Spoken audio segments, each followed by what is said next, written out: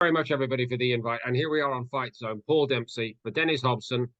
And we are joined today by one of the true all-time greats, the one and only Roy Jones Jr., the man who, frankly, defied history by going from middleweight to heavyweight. And he's just beginning to smile at the memory.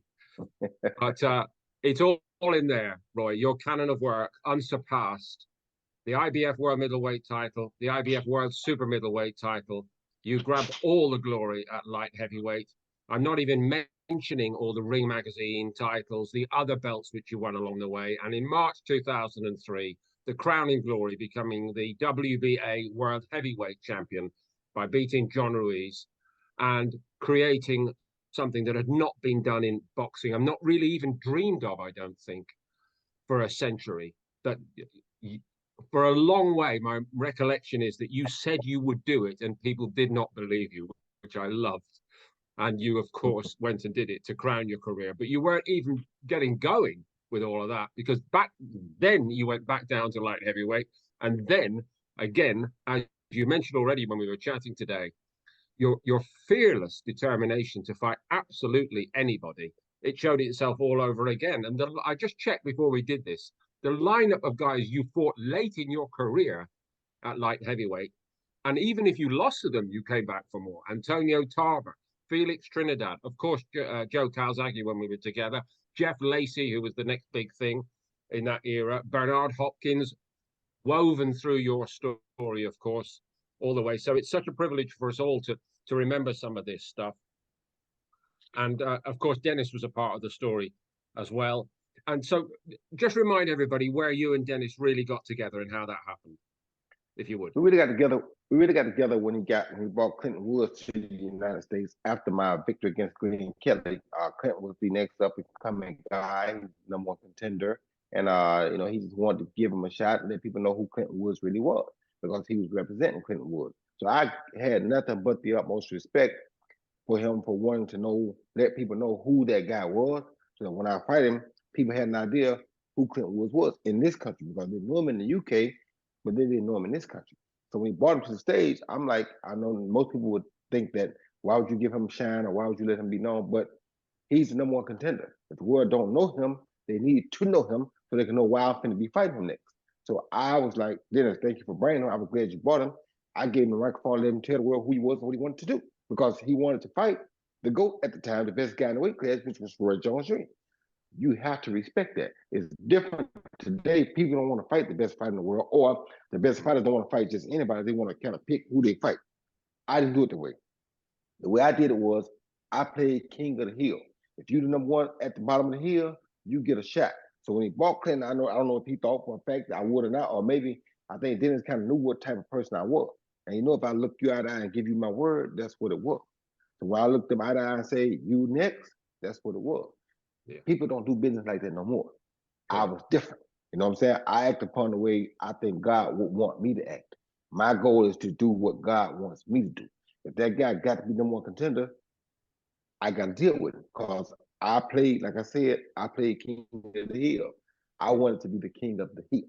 And to be the king of the hill, you don't pick and choose who come up the hill. You fight whatever comes to the top of the hill. Mm-hmm. And that's what happened. But Dennis was a really good guy. He kept his word.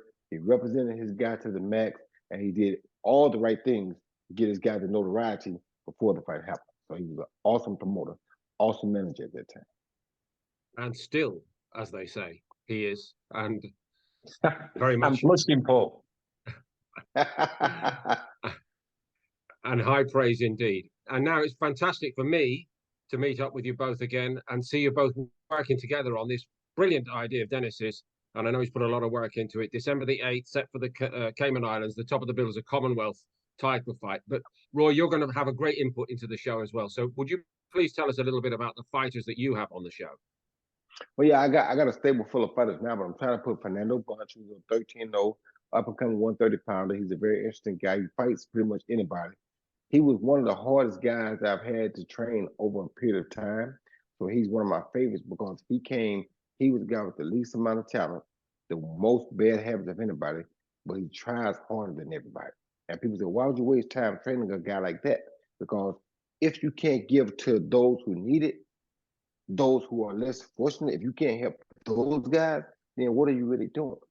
So it means a lot to me to help people that are willing to try to sacrifice to make themselves better. And he has Mm. already come up and became NBA Intercontinental Champ, and we're looking to see what kind of belt can we get for him next because he's a very hard fighter. He's a very hard trier. You know, he's not gifted with the talent that a lot of people are gifted with, but he got this and he has this. He has dedication. I love that. So part of my reason of giving him first of all the fight there is because I want the other guys to see that I try to welcome dedication. You understand me? He was first on my mind because he's one of the most dedicated guys I know. And all the other guys know that he's not necessarily on that level that some of them are on, but his dedication is beyond them. You understand me? I reward hard work, discipline, and dedication. And that's why Fernando Bunch was one of the first guys I wanted to put on the card. The second guy I might bring is a guy by the name of Sabri Farouk. He's a light heavyweight that I just started working with not long ago. But he's a really good guy. He's a very strong puncher. So whoever he fights, he's gonna be in for some very, very dangerous islands because this guy can really, really punch. He fights left-handed and right-handed, a lot like Bud Crawford. So he's very versatile, and I like him a lot because he does bring that added aspect to the table. So I think the people that would love to see Sabri too. I do have a couple more guys that are very interesting. I have a guy named Andrew Murphy, who I think is going to be one of the next best super middleweights come along. And I got Heard of another him super actually. middleweight by the name of Eric Moon, who I just got. I just got Eric Moon. I had Andrew's whole professional career, but I just got Eric Moon. And Eric Moon is he's very fascinating because he's so explosive. You know, I love explosive guys. Mike Tyson was an explosive guy. Eric Moon is an explosive guy. So when you got guys with explosives, people always love to see it. So yeah, I got a quite a good stable of guys. Um, I'm even training Archie Sharp right now. And if I can, with Ah, Dennis's help, okay. we're gonna try to get Archie Sharp a title fight. If I can get him freed up, I'm gonna try to get him a title fight, and hopefully that'll be our next card in the Cayman Islands. So I got Awesome. Archie. I got a little guy in the UK by the name of Tony Curtis, who's just turned 17. I think he Right. may have to be 18 to fight in the Cayman Islands. So as soon as he turns 18, he's also gonna be the guy. So between Tony and Archie, one or the other, me and Dennis gonna get us a world champion. Go on, Perfect. Magnet Roy. too. Fantastic. Yeah. And this is going to be quite a spectacular setting.